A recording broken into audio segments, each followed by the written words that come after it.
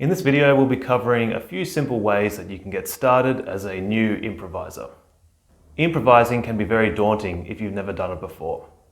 But with a few simple ideas, you'll pretty quickly be playing some pretty great solos. In this video, we'll be focusing on the jazz blues in the key of F major. So let's quickly go over the chord progression before we get into the playing. Fair warning, I'll be discussing a number of different chord progressions in the coming minutes. It's not really essential knowledge for what we're going to be learning to play in this lesson, so if you'd like to jump forward to the actual playing demos, go to the time that's on screen now.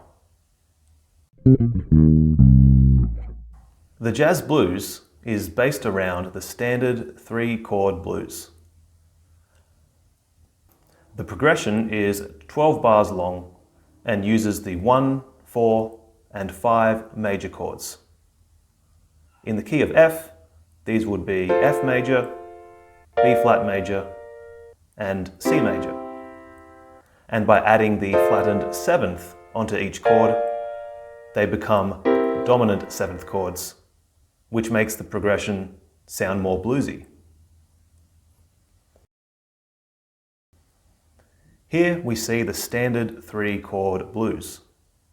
The 1 chord for the first line, 2 bars of the 4 chord, back to the 1 chord, and 1 bar each of the 5 chord, 4 chord, 1 chord, and 5 chord again.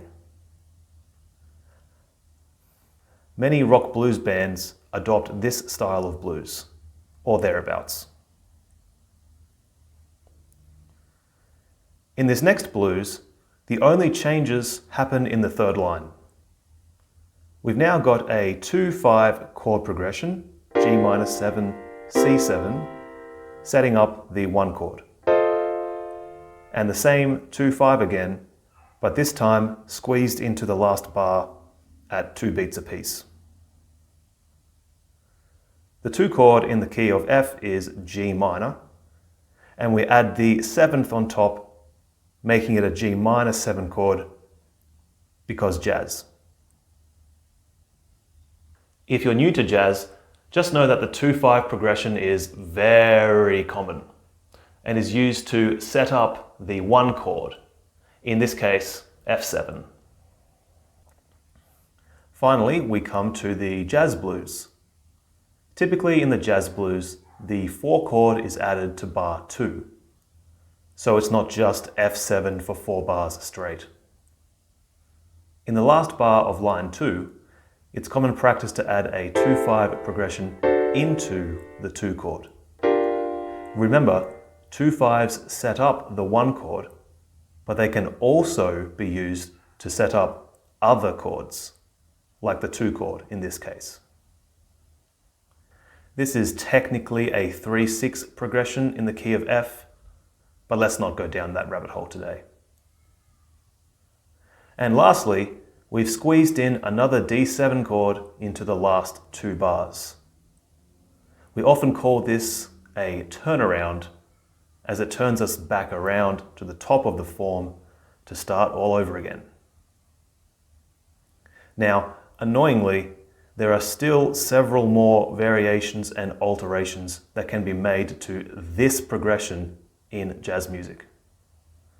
Sometimes you'll see another 2-5 in bar 4, or perhaps a B diminished chord in bar 6, or no A minor 7 chord in bar 8, but this, more or less, is the standard jazz blues progression, and what we'll be going with moving forward.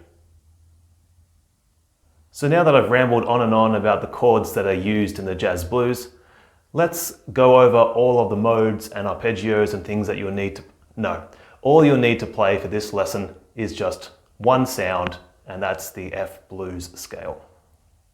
So let's look at the blues scale in F. Firstly, let's talk about the notes that we're playing. We're playing first F, and then the minor 3rd, A flat, the perfect 4th, B flat, the sharp 4, B natural, the perfect 5th, C, and the minor 7th, E flat. before we get back to the octave again of F. And we're going to learn this in two possible shapes that we can use. The first one is where we use the pinky to play the A flat note, and that shape looks like this. So we'll play F on the 8th fret, on the 8th fret of the A string, F, A flat on the 11th fret of the A string. Turn so you can see that a bit better. We're going to play B flat on the 8th fret of the D string, B natural on the 9th fret, C on the 10th fret, and then we'll play E flat on the 8th fret of the G string, and F on the 10th fret of the G string. Just run those one more time. 8th fret A string, F, 11th fret A flat,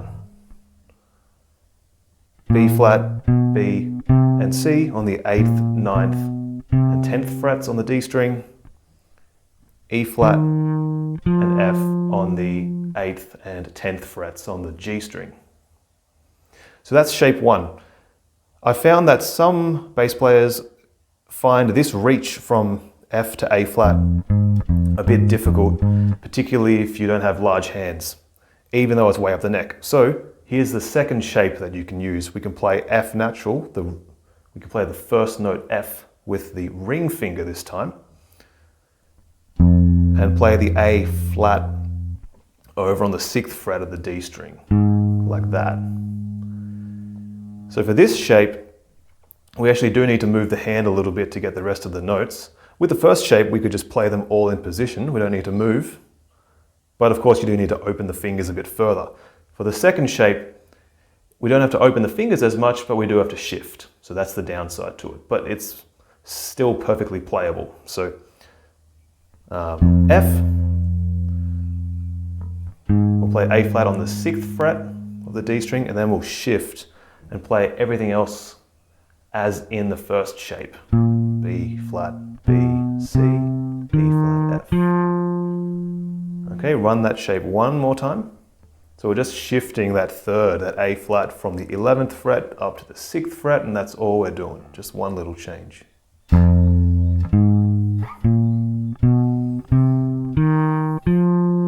Okay, so it's a good idea just to practice that shift from here to here.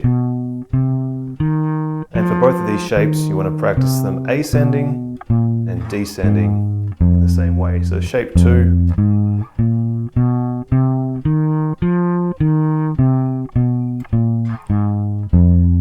And going back to shape 1, just to round that one off as well. Ascending, descending.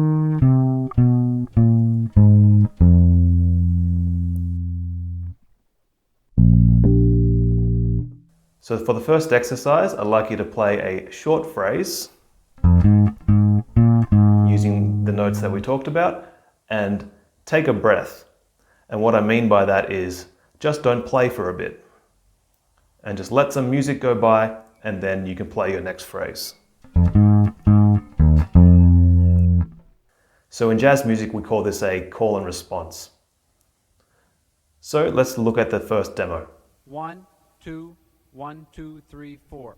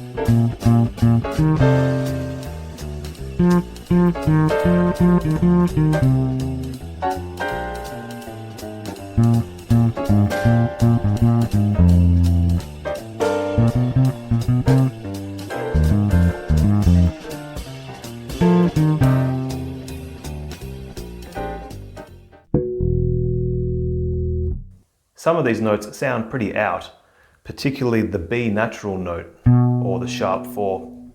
But it's all a part of the fun. As you play around with the scale more and more, you'll discover which notes sound the best over each chord. So keep messing around with it. So now we'll take a look at the second demo. And for this exercise, we're going to be playing some longer phrases, and we're going to be using eighth notes. And in jazz music, we typically play what's called swung eighth notes, which is where we play the first eighth note a bit longer than the second. So we don't want to play like this, 1 and 2 and 3 and 4, and we want to play like this, 1 and 2 and 3 and 4 and. So have a listen to demo number 2. 1, 2, 1, 2, 3, 4.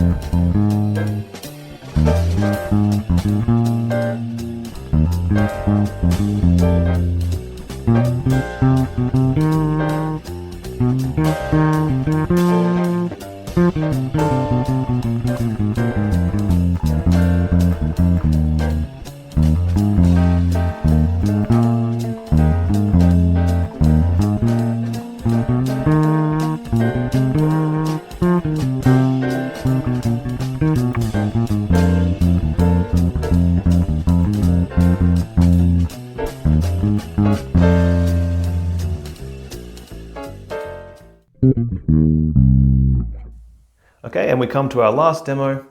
Now this one's a little bit more advanced, but it involves adding in the triplet rhythm into our phrases. And this is where we're playing 3 notes equally spaced over 1 beat. Adding in some triplets helps to give your lines more of a bebop sound. And so a passage might sound something like this. 1, 2, 3, 4. 1, 2, 3, 4. So have a listen to demo 3. 1, 2, 1, 2, 3, 4.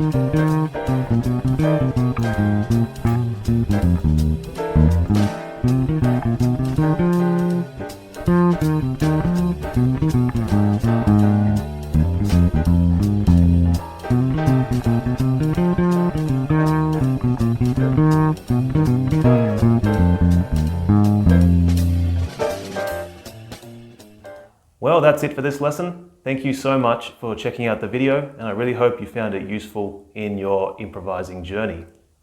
If you like my videos and wish to support the continued growth of the channel, please consider becoming a patron. There is a link down in the description. Thanks very much, and I'll see you in the next video.